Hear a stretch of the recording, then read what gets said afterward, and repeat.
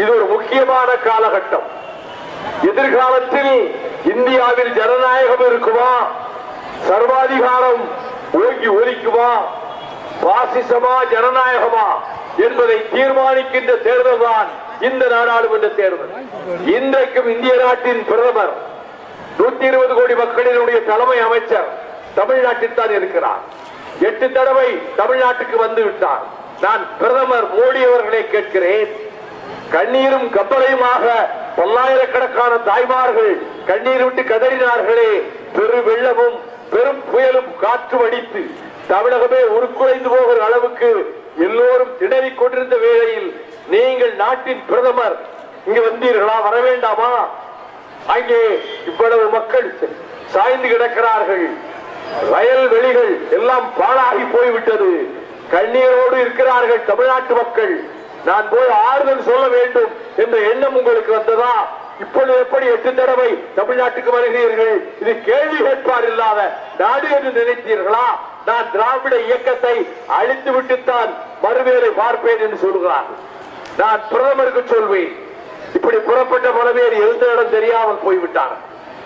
நீங்கள் எங்களை ஒழித்து விடுவோம், திராவிட இயக்கத்தை டி.எம். நாயரும் தியாகராயரும் நடேசனாரும் தந்தை பெரியாரும் பேரறிஞர் அண்ணா அவர்களும் முத்தமிழறிஞர் டாக்டர் கலைஞர் அவர்களும் கட்டி காத்து எழுப்பிய திராவிட முன்னேற்ற கழகத்தை எத்தனையோ வீரர்கள் 8 துண்டுகளாக வெட்டுப்பட்டு படிந்தாரே தூத்துக்குடி வீதியில் நட்ட நடுரிசியில் KVK சாமி, ஆலந்தூர் சின்னான், நெல்லிக்குப்பம் மஜீத், இந்த தோழர்கள் எல்லாம் தங்கள் உயிர்களை கொடுத்து ரத்தம் சிந்தி இந்த இயக்கத்தை வளர்த்தார்கள்.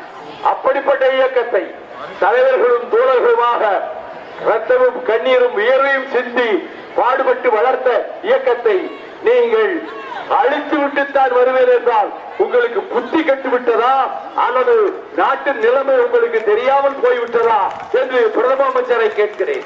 நேரிலும் கேட்பேன். இப்படி பேசினீர்களே, தமிழ்நாட்டிலே வந்து திராவிட இயக்கத்தை ஒழித்து விடுவோம் என்று. நானும் திராவிட இயக்கத்தின் அங்கம். திராவிட இயக்கத்தின் ரத்தம் தான் என்னுடைய உடலிலும் ஓடிக்கொண்டிருக்கிறது. எத்தனையோ லட்சக்கணக்கான தொண்டர்கள் பாடுபட்டு, எத்தனையோ தாய்மார்கள் கண்ணீரும் கம்பளையுமாக கணவன் சிறை சென்றாலும் அருமை மகன் சிறை சென்றாலும் அதை ஊக்குவிக்கக்கூடிய புறநானூற்று தாய்மார்கள் தான் இங்கே ஏராளமாக வந்திருக்கிறார்கள். அவர்கள் சார்பிலே நான் இதை சொல்லிக் கொள்கிறேன். ஒன்று, ஆபத்து நம்மை நெருங்குகிறது என்று சொல்வதற்கு காரணம், இந்த நாட்டை சனாதன சாம்ராஜ்யமாக ஏற்படுத்தி விட வேண்டும் என்று கருதி சில 3 மாதங்களுக்கு முன்பு வாரணாசியிலே ஒரு மாநாட்டை, கருத்தரங்கத்தை நரேந்திர மோடி கூட்ட சொன்னார். RSS தலைவர் மோகன் பகவத், RSS இயக்கத்தினர், இந்துத்வா இயக்கத்தினர், இந்து மதத்தை சார்ந்துள்ள அமைப்பினர் எல்லோரும் வாரணாசியிலே வந்து கூடினார்கள். 3 நாட்கள் வாதம் நடந்தது. கடைசியாக ஒரு பிரகடனத்தை தயாரித்தார்கள். அந்த பிரகடனம் 32 பக்கம் கொண்ட பிரகடனம். அதிலே முதல் வாக்கியம் என்ன தெரியுமா? இனிமேல் இந்த நாட்டுக்கு இந்தியா என்ற பெயர் கிடையாது, பாரத் என்றுதான் அழைக்க வேண்டும். ஆக இந்தியா என்ற ஒரு அமைப்பு இயற்கையினாலே உருவாகியதே தவிர அது பாரம்பரியமாக பல்லாயிரக்கணக்கான ஆண்டுகளாக வந்த நாடு அல்ல. வெள்ளைக்காரன் வருகிறதற்கு முன்பு 500 சமஸ்தானங்களாக இருந்தது. அவர்களை துப்பாக்கி முனையிலே ஒன்று சேர்த்து இதற்கு இந்தியா என்று பெயர் சூட்டி விட்டு போனார். அதைத்தான் சஞ்சீவ ரெட்டி காங்கிரஸ் தலைவர் ஜனாதிபதியாக இருந்த அவர் சொன்னார், இந்தியா என்ற இந்த அமைப்பை உருவாக்கியது வெள்ளைக்காரனின் துப்பாக்கியும் லத்தி கம்பும் அவன் கையிலே பிடித்திருக்கிற ஈட்டியும் தான் இந்த நாட்டை உருவாக்கி கொடுத்தது என்று ஜனாதிபதியாக இருந்த சஞ்சீவ ரெட்டி சொன்னார். அப்படிப்பட்ட இந்தியாவில் பெயரை மாற்றுவோம் என்கிறீர்கள். அடுத்து சொல்லுகிறார், இங்கே இந்துக்கள் மட்டும்தான் வாழ வேண்டும், முஸ்லிம்களுக்கு ஓட்டுரிமை கிடையாது, வாக்குரிமை கிடையாது முஸ்லிம்களுக்கு. எந்த கட்டத்திலே அவர் சொல்லுகிறார், வானத்திலே பார்க்கிறேன் பிறை லேசாக தெரிய ஆரம்பித்திருக்கிறது. ரமலானை கொண்டாடுகிற நம்முடைய இஸ்லாமிய பெருமக்களுக்கு ரமலான் வாழ்த்துக்களை நான் இங்கிருந்தவாறு தெரிவித்துக் கொள்கிறேன். அப்படி அடுத்த வாக்கியம், இந்த இந்துக்களும் அவர்கள் வாழ முடிய தவிர முஸ்லிம்களுக்கு இங்கே இடமில்லை, என்று சொல்லிவிட்டு இந்த நாட்டினுடைய அரசியல் சட்டம் அடியோடு மாற்றப்படும். இப்போது இருக்கிற அரசியல் சட்டம் குப்பை தொட்டியிலே தூக்கி வீசப்படும். புதிதாக ஒரு அரசியல் சட்டத்தை நாங்கள் தயாரிப்போம் என்று வெளியிட்டார்களே, அந்த பிரகடனத்தை பின்பற்ற வேண்டும் என்று வலியுறுத்துகிறார்களே, அவர்கள்தான் இந்த தேர்தலில் எப்படியாவது வெற்றி பெற்று விட்டால் இந்த நாட்டினுடைய தலைவிதியை மாற்றிவிடலாம்.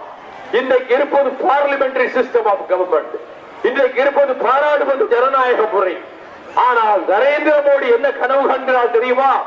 இந்த பாராளுமன்ற ஜனநாயக முறையை மாற்றிவிட்டு குடியரசுத் தலைவர் ஜனநாயக முறை என்று சொல்லி பிரசிடென்சியல் ஃபார்ம் ஆஃப் கவர்மெண்ட் அமெரிக்காவிலே இருப்பது போல, ரஷ்யாவிலே இருப்பதை போல ஜனாதிபதி ஆட்சி என்று கொண்டு வந்து விட்டால் நாம் ஜனாதிபதி ஆகிவிடலாம், 5 வருடங்களை 7 வருடங்கள் ஆக்கிக் கொள்ளலாம் என்ற எண்ணத்திலே அவர் இப்படிப்பட்ட காரியங்களில் ஈடுபட்டு வருகிறார்.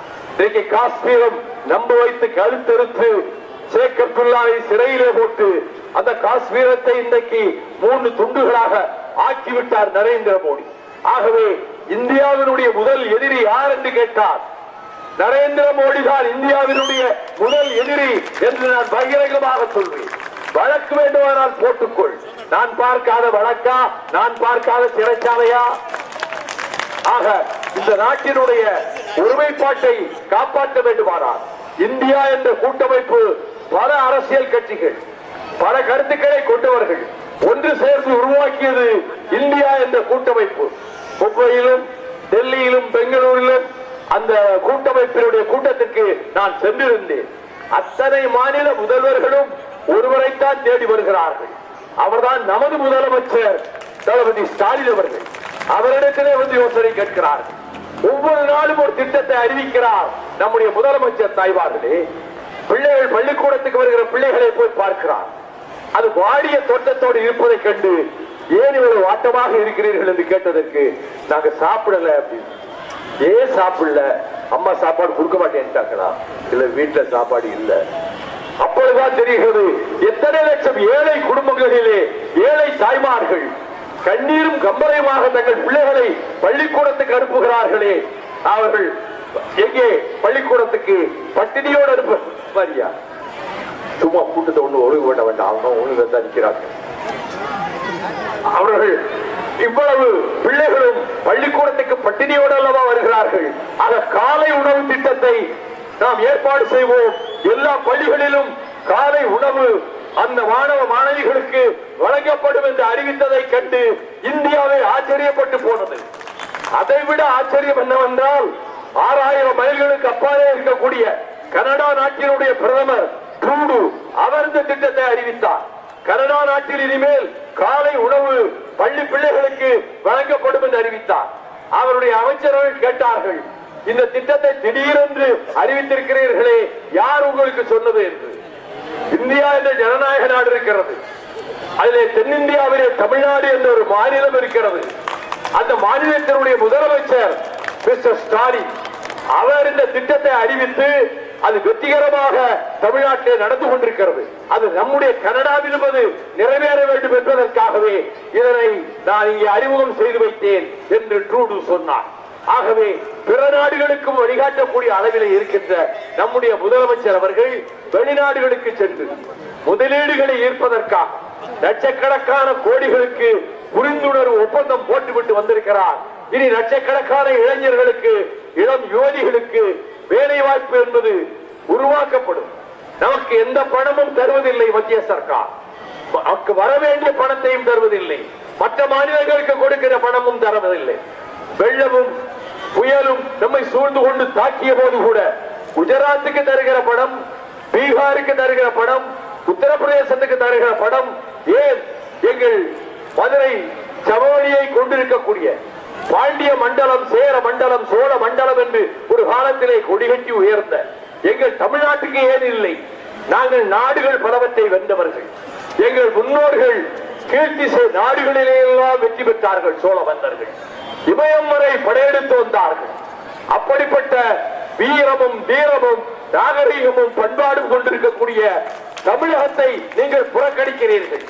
நாங்கள் ஒரு முடிவுக்கு வந்துதான் இதிலே செய்கிறோம். இதிலே அவர்கள் தோற்கடிக்கப்பட வேண்டும்.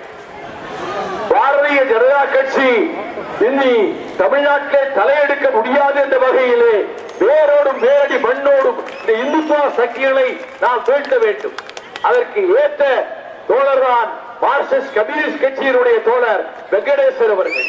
அவர் நாடாளுமன்ற உறுப்பினராக இருந்த பொழுது நான் கவனித்திருக்கிறேன். நாடாளுமன்றத்திலே எழுப்ப வேண்டிய பிரச்சனைகளை எல்லாம் எழுப்பி கேள்வி நேரத்திலே அதற்குரிய கேள்விகளை எழுதி அனுப்பி இரவும் பகலும் பொதுவாழ்வே கண்ணாக இருந்து இந்த மதுரை நகருக்கு நல்லது செய்ய வேண்டும், நாடாளுமன்ற தொகுதி பூராவிலும் நல்ல திட்டங்கள் வர வேண்டும் என்று பாடுபடுகிற ஒரு லட்சிய வீரனைத்தான் நீங்கள் எம்பியாக தேர்ந்தெடுத்து நீங்கள் அனுப்பினீர்கள். அதே லட்சியவாதி தான், அதே வெங்கடேசன் தான் இப்பொழுதும் அறிவால் சுத்தியல் நட்சத்திரம் சின்னத்திலே போட்டியிடுகிறார். நம்முடைய ஆதரவோடு போட்டியிடுகிறார்.